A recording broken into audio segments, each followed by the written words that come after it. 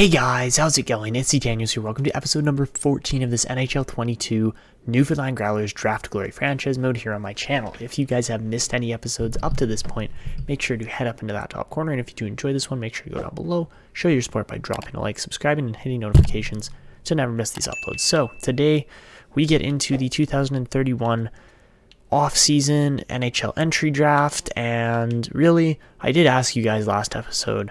There are a few guys in here that we are taking looks at that, could potentially be really key pieces for us in the future. But the main question kind of fell down to who do we take between Christie, who's a one-year ETA with our first-round pick, of course, Christie, Sawchuk, or Agostino. And I saw mainly Agostino, mainly because he's got all the X factors and everything. He looks really, really good. And apart from that, we got a late, probably low elite in Boland. Lindbergh looks amazing. There's lots of guys that we've got pinned here for this upcoming draft. So let's get into, not draft interviews, we don't need to do those, but let's get into this, this NHL entry draft and get this episode kind of underway. So first things first, we've got goalies on the block here. Again, it's not really going to make a difference. We can't make trades, but Tiro Piespanen would be one of those guys that I would, kind of like to try and move. He is 26 now. Apart from that, we have some very highly valuable players, guys like Donovan Christie, who have developed extremely well. And along with that, Fantilli, Carpenter, a lot of our top-end kind of picks didn't really pan out quite as well as we'd hoped, but Sergei Kazebnikov is looking really good for a 21-year-old. Apart from that, Hornquist shot up a decent amount.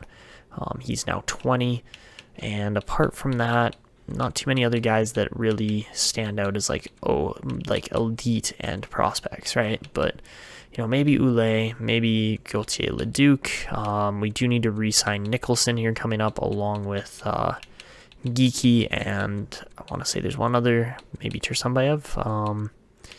Ackerland never panned out. Thorne might, maybe Cross too.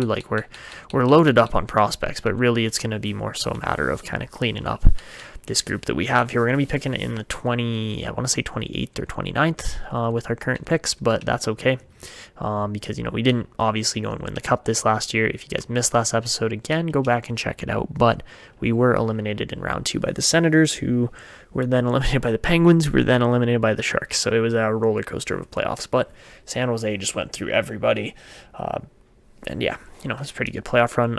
Halifax, again, also made it to round 2, were eliminated in 6, and that is the current status of this team. So with that in mind, I do want to just take a peek at the contracts before we really get into anything else here. We have $6 million in cap space still, and we have 2 very elite players that we need to re-sign. I believe, no, our goalies are locked up, which is good. Oh yeah, Solomon Edwards is providing some cap relief as well. And apart from that, we have Panarin signed up for $2.9 million for a couple more years here. He might actually get replaced by a guy like Kazebnikov or Petrov. We have left wingers coming up the system here that look extremely valuable to our bottom 6. And yeah, anyways, let's get into this draft. I think we are going to go with Agostino, and apart from that, I pretty much have the rest of our picks kind of pinned there. You saw them already. I'm thinking Forsberg's actually going to be a low 6 or a medium 6 potentially.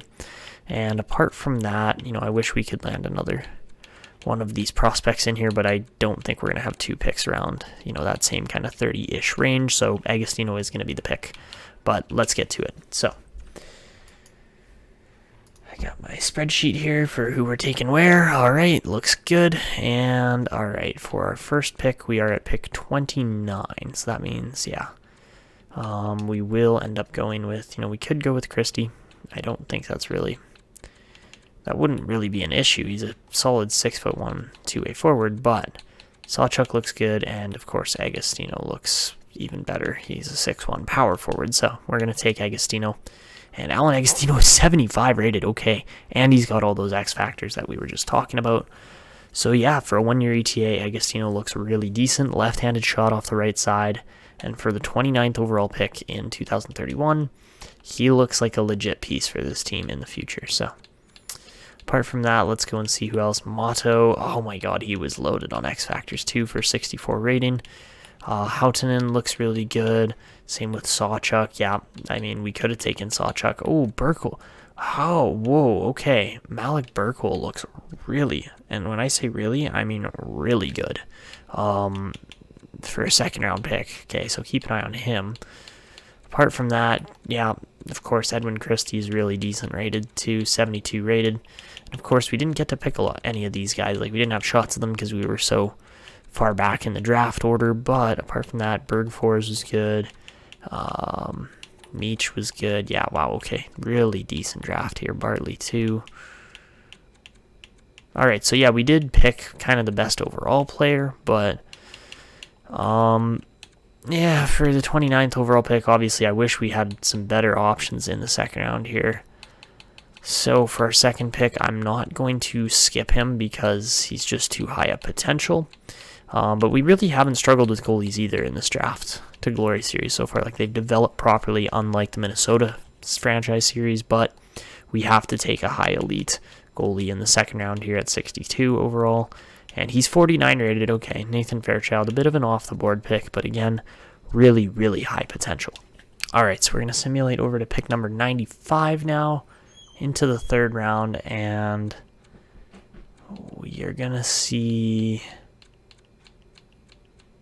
just about nobody decent get drafted. Wow, round 3 was a bust. Usually they're a little bit better than that. Like, yeah, Burkle saw it. The second round was loaded. The second round was a really good pick, or a really good round, and we get a good goalie out of it too. So, can't really complain about where we're currently at.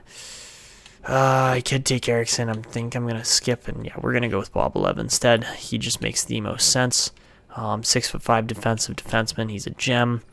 And yeah, okay, 51 rated, 18 years old, really good. Potential pick there in the third round. And as we head over a bit further now, Ragnarsson is 20, but still a decent potential. Lamb was a good player. Jace Lamb, medium elite grinder there. He could turn into something maybe. Apart from that, Goslin. Raphael Goslin goes to Tampa Bay, and he's 59 rated.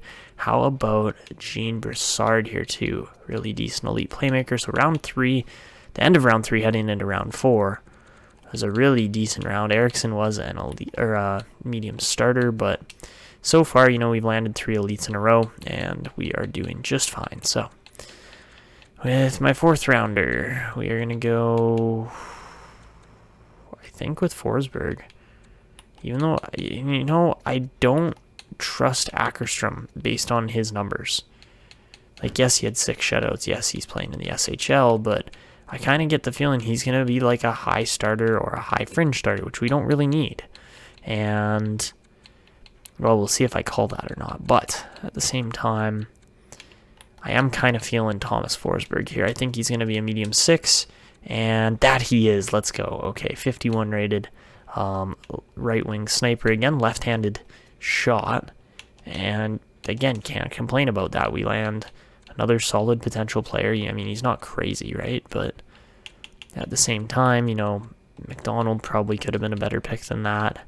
Pellich was okay. I called it. Ackerstrom, yep, high fringe, not high starter or even high elite. So yeah, we dodged a bullet there with him. And we do indeed land Forsberg. Okay, so on to what is now pick number 161. And I think we are getting kind of into, yeah, the Lindbergh territory here. He's at pick 180, but we don't pick until like 190-ish or so, so we have to take him. And Christian Lindbergh is a really decent defender. Like, he, yeah, for a 6th round pick or a 5th round pick, I cannot complain about how much potential he's bringing to the table. So, all right, after Lindbergh, our next pick, I mean, Owens would have been nice. Tampa Bay lands 2 really decent, you know, potentially elite prospects down the line, and another medium starter there in Pellich. Yeah, okay, we looked at him already. But yeah, Christian Lindbergh was definitely one of the best options available there. So, on to pick number 194, and I think I've got at least 2 players pinned here still. Further down, maybe not. Alright guys, so we're going to go with Maciej Prusek here for our 194th overall pick. He's guaranteed top 9, so I can't complain. He's 61 rated, which is actually not that bad for a 6th rounder, and he's got a decent shot, so maybe he will end up developing, but we'll see. Apart from that, who else goes that's actually really good? It looks like Dempsey. Yep, Justin Dempsey's a good playmaker there. I don't think we had him scouted, to be completely honest, and this guy's a weird one too. Michael Heberlin, 72 rated for a 7th round pick is actually insane, but is there other elites in here? Could have sworn I saw 1 or 2. Oh yeah, Owens. Okay, so for our final pick, without a doubt, we're going with Chandler Boland. He holds that franchise potentially, and okay, he's a low elite as well. Not bad, 50 rated, but we will take him, and overall, it's a pretty good draft. I can't complain about it. Yes, sure, Forsberg and Prusek weren't as good potential as some other players, but, another elite went. Brodziuk, of course, we missed him. He goes to Pittsburgh, but that would have been a nice pickup too, right? So there was lots of options in that draft, and we landed a decent amount of them, like Agostino, Lindbergh, Fairchild, and like Boblev. Those 4 have really good shots at making the NHL. If Forsberg develops properly, then maybe, but overall, I'm pretty happy with that draft. So let's go to the re-sign phase here. We got to re-sign our AHL associate coach and offer him pretty much the max amount of money we can because he's been good as one of our helpers there in the AHL. Apart from that, it looks like we had another scout retire this year, so we'll have to pick up a couple more, and that's not a problem, as of course, the drafting is really just building out a nice team here and a good prospect pool for the future. So all right, let's go to keep going here. Yeah, okay, lots of scouting options there. So as we advance, looks like Edwards and Piispanen are still restricted free agents. Apart from that, we have $33 million to play around with here, but at the same time, we got a guy like Kristanovich coming up. We've got a guy like McCollum who's looking really good. There are options within this team for goaltending. Like, this is one of the best goaltending prospect pools I've ever really seen, to be honest. And let's offer Kristanovich $0.95 million for the next 2 years or so. Apart from that, I think we've got enough room, but maybe not. Maybe we will have to do something with Piispanen here. I'm not entirely sure yet. Our defense is it's not a train wreck, but it's not great either. Like, we really could use a better defensive prospect. So let's get down to contract negotiations here. I'm going to offer a $2.25 million contract to Billy Dahlman. Along with that, Moroza should get a contract. Same with Edwards and Gauthier Leduc. We've got way too many defensemen here now too. This is going to be interesting. I think Gauthier Leduc might actually get a shot to play further up in the NHL here this year because he's 78 rated already. We can't pay $12.17 million just to one player. That's not going to work. But yes, Taylor Nicholson is insane, but okay, so that should be a $10.35 million contract. We're going to offer him, I'm going to say about $11 million. I don't know about the next 8 years. I guess we should. Okay, so let's do that. That's going to be a big contract to deal with. It's not particularly spectacular either. And, Bush wants way too much money as well. We'll go with a $4.25 million contract for him. Grand Pierre's a little bit cheaper, fortunately. I'm going to offer him about $2.7 million. That's the problem here with this team, is that we have just too many good defensemen, unfortunately, within the system, around the team, all that kind of stuff. It's making it difficult to manage and work with. And yes, guys like Jared Bass have turned into particularly phenomenal offensive defensemen and players like that, like 7th round defensemen for our team, but Felipe Myers is done. That clears up a roster spot right there. We will release him at 34 years old. I just don't see a need to really keep him around past that age. Like, sure, the chemistry probably would be a little bit better, but is it really worth it, right? Like, Ola Ackerland was another one of those guys. He's a 3rd round pick.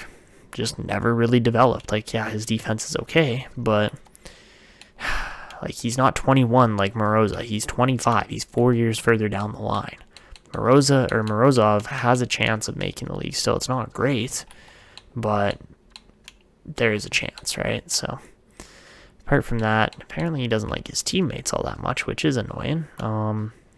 We got to deal with it. As far as right wingers go this year, Agostino is right up there. He's pretty much ready to sign, I would say, but do we have anybody else expiring? I mean, Zinger, we probably should prioritize over him, but Kyler Timmons has been actually pretty okay too. Like, he was insane in the US leagues, but I guess we will sign him for 1 more year.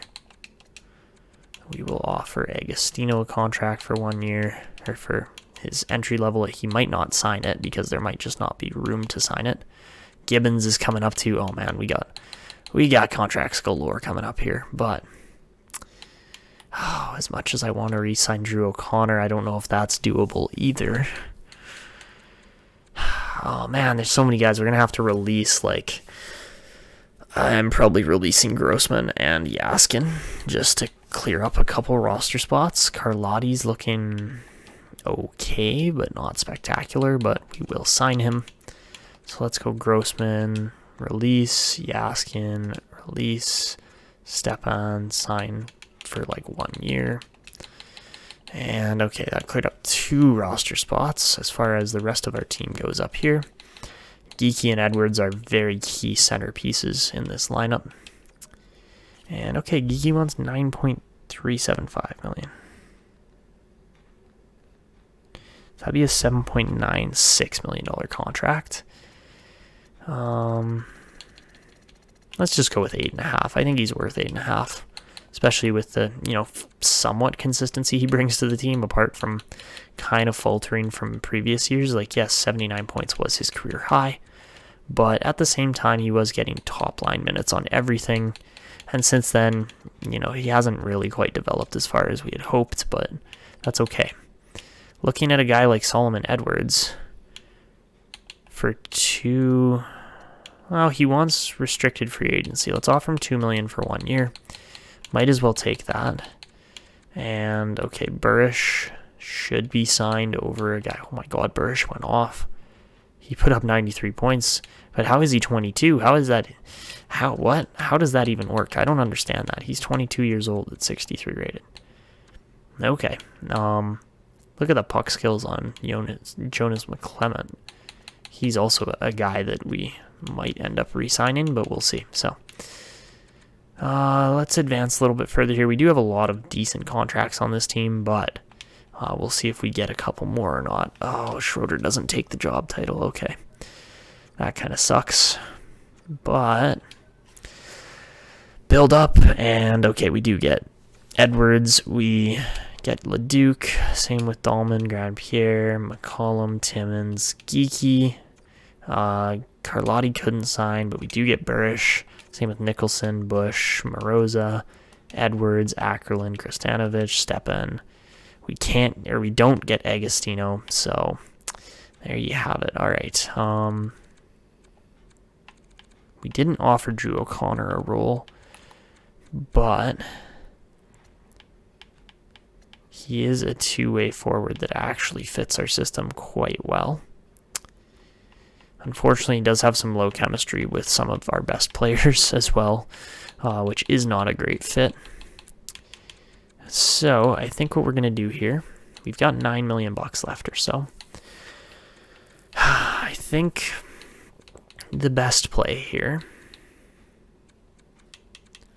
we've got Thorne, we've got Carlotti, and everybody else is just sitting for development.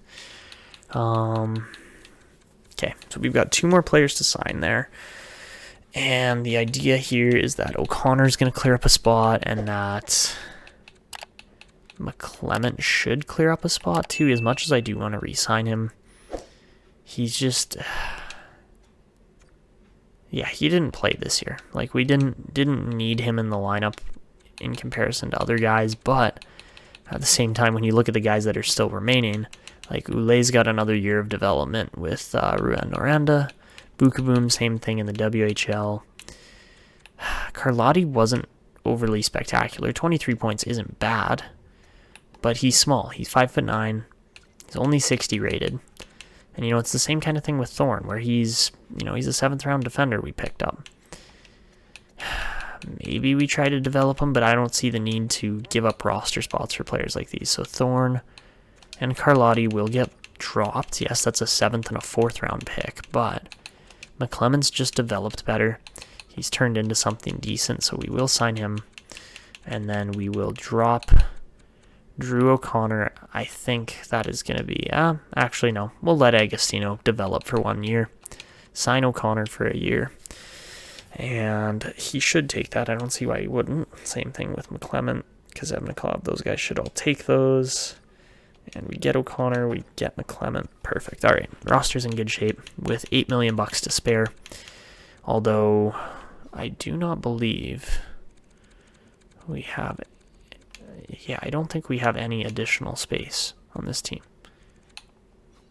If we go to all expiring, it's literally just Piispanen, who again is not nearly as good a goalie as Vorobyov, so that's just how we're going to deal with it. All right. I think we actually did get really good contracts too, like Nicholson for $11 million. Makes sense. He's a top end pick, a really good defender, and he's gotten the job done a couple times here for us with Newfoundland. So let us sim to free agency and see how it goes. So I'm going to go and try to get Schroeder back here. I'm going to offer Schroeder this role, which is hilarious. He wants to be an NHL assistant coach, and we are just going to demote him back to the AHL because I think we can get that to work. I'm going to try to get Piispanen potentially to, hopefully someone will offer sheet him, because this is the second year in a row now that he's going to sit otherwise, and I would prefer if that's not the case. But let's go here just for now. We're going to take Rammer, and we're going to go demote to AHL associate just for now, and then we will change that up after. Looking at free agents this year, and nobody's super crazy. Yes, Thorne is one of our players.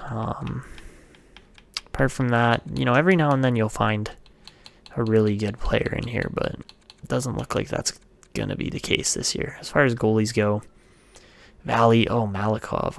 Timofey Malikov turned into a real nice goalie for Boston, but just not exactly what we're looking at. So, it would be very nice if we could get offer sheet compensation for Tiro Piispanen. That would be so nice, but I don't think that's going to be the case, so let's sim to the next season, see if we get that offer sheet or not, and... all right, we get Schroeder there. We're not making trades, and we'll see if we get a offer sheet or not. All right, guys, so this is the lineup we're going to go with for this upcoming year. We're going to start Kazevnikov on the first line. I know it's a bit of an interesting tactic because he's unproven, right? But he's playing alongside Berkeley Catan and Adam Fantilli, two of our best players. And, the rest of the lineup looks really solid. Donovan Christie has grown into what is a first-line caliber player. We are going to give him a couple extra X factors at this point now. And it's just, the team is so well-rounded at this point. We've got Petrov playing center on the third line because he's got the best face-offs out of those guys. Apart from that, it doesn't really make too much sense to try and shuffle everything else. And the team looks ridiculously good. We should be able to win 50-plus games this year again. The defense is a little more questionable, but at the same time, we don't really need a chemistry boost with Bush and Tursunbayev. Those guys are just fine as is. We've got Grand Pierre with Dahlman, which should be decent for defensive coverage because Dahlman is 5'9" and a little bit slow. So Apart from that, maybe we put Delmore on his right side just to be safe, but at the same time, Nicholson should thrive with that +5 chemistry boost. Our power plays and special teams look really good. Again, feel free to pause if you want to look at any particular lineup, but really, there's no question that this team is going to be good. And, well, now it just really comes down to a matter of simulation because, of course, Yuri Vorobyov is in net. He is an insanely good goalie. He might be the best in the league. And apart from that, the AHL is okay. It's nothing special like last year. We don't really have any of those Top Gun kind of prospects like we saw in Kazevnikov and Petrov. Again, both of them are in the NHL at this point now, but we don't really have any of those this year. Maybe a guy like Zimmerman could be that prospect, or Zykov, he's got a crazy shot, but overall, the team is in a good spot. Morozov and Gauthier Leduc are the guys that we are looking at to see, a huge kind of jump in their play, which will hopefully translate to crazy points and stuff like that. And then we're stuck with Moises Kristanovic, a 6th-round goalie, who is now 84 rated, but doesn't actually trump Kalle Mahler for our backup goalie role in the NHL, despite, having won 52 games with Halifax in his draft +1 year, or his pro +1 year, sorry. But overall, yeah, this team is just shaping up so well. Maybe we do put a guy like Bjugstad in too. That could probably help this lineup. I just don't know where he fits. He's a first or third line player, so maybe we swap him in over Stepan. That might actually help the chemistry. Yes, it does. Perfect. Okay, so that first line is absolutely tiny, but you know what? They'll do what they can, I guess. So there you have it. That is our AHL team. The special teams are literally nothing special, because really we need to put a lot of work into those still if they're actually going to develop. But yeah, it's hard to really put together a crazy special teams unit when you don't have a lot of special teams pieces in your system. That's kind of the biggest issue that we face with this team, but at the same time, probably wouldn't be too hard to actually go through, test out like every single player to see who fits, but we're not going to be doing that today because, again, this AHL team's okay. I've got no issues with how they perform, and yeah, you can see just how, again, flipping one player who has the right play style makes a difference. But that is the team. That is where we're at. I'm going to put Zimmerman in on some of these lines because that just doesn't make sense to have a guy like Burish playing over Zimmerman. I also do need to move Felipe Steeves up to the league because, again, he is an NHL caliber player that really shouldn't be down in the system over, a whole bunch of other guys, to be completely honest. So let's go with Morozov as our other attacker. He's starting to develop. His senses are off the charts, but everything else is kind of taking its sweet time to really get developed. So that's the team. That's where we're at. Captaincy should pretty much stay the same. Nicholson, Geeky, and Pitkinen, and our new players, Petrov and Kazevnikov, were 64 and 21 this year. So guys, this year for the regular season and how our team's looking, we are going to be playing with 100 offense, 89 goaltending, and wow, that was terrible. So guys, this season the Newfoundland Growlers are going to be going into the season with 100 offense, 89 defense, and 93 goaltending for what is one of the best teams in the league. I don't have a doubt in my mind about that. It's more so just a matter of we are still in preseason, so we'll see how the team kind of shapes up and performs this year, but we're going to go right through. No trades, nothing like that. Go right through to the end of the season and see how the team performs. So guys, this season the Newfoundland Growlers finished with a 56-19-7 record for 119 points. Josiah Carpenter leads our team with 88 points in 82 games, and we do finish top of the league yet again this season, winning back-to-back President's Trophies.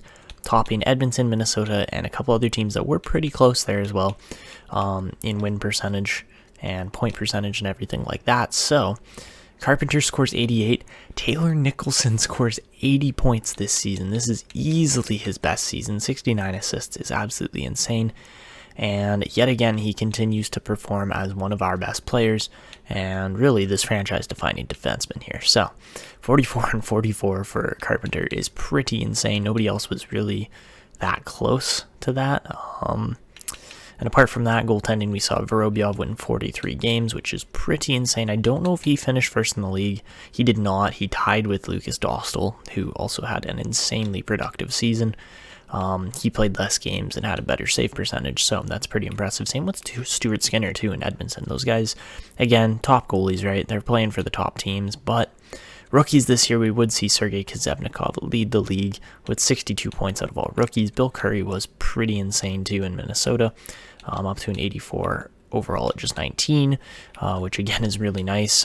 Rankin looked really good there too. There were a bunch of guys that played really well, but as a 22-year-old, Kazevnikov came in, played on a top line, and really just was impactful for this team. So apart from that, Lucius, Hischier, Mickelson, McDavid, Kyle Connor, those guys all kind of led the league. We see Bolesky, Smolinski, and Laine kind of get into that goal-scoring conversation as well.